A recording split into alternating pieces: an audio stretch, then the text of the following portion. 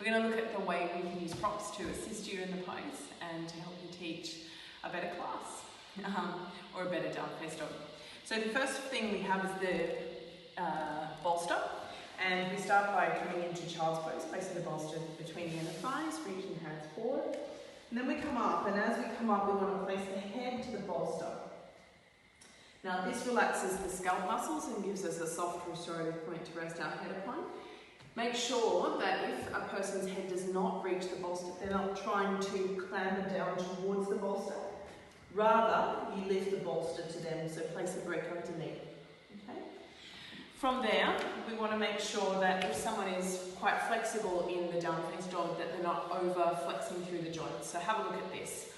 Often in the down-face dog, in a very flexible individual, you'll see that their head can touch the floor, and if they were able to do that over long periods of time, then it might actually damage the shoulder joint. And that hyperflexibility can stretch ligaments and tendons, and unfortunately, to some degree, some of that hyperflexion is irreversible.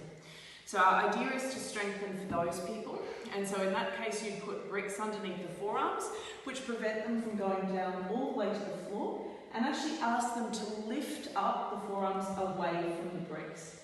That can actually create a bunda through the shoulder joint and protect the muscles around the joint, making them stronger and increasing the load, which will prevent injury longer term.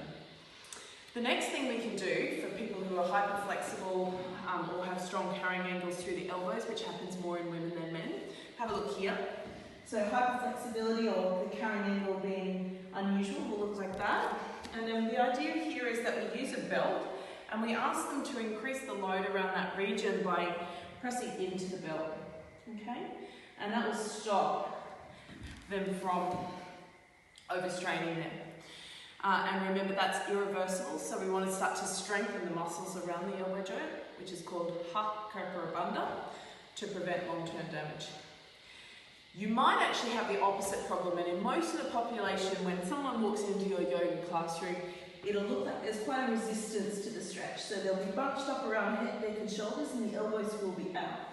So to retrain that and provide different feedback, we use the belt again. And the measurement is not what it was before, which is a tighter measurement. So it's usually elbow to anatomical snuff box for most people.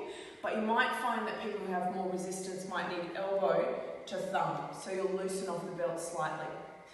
In that case, they will then need to do the same thing and put the belt around the elbows. And then from there, they actually work the elbows away from the belt. So you work the elbows away from the belt. All right, enjoy your down-face dog.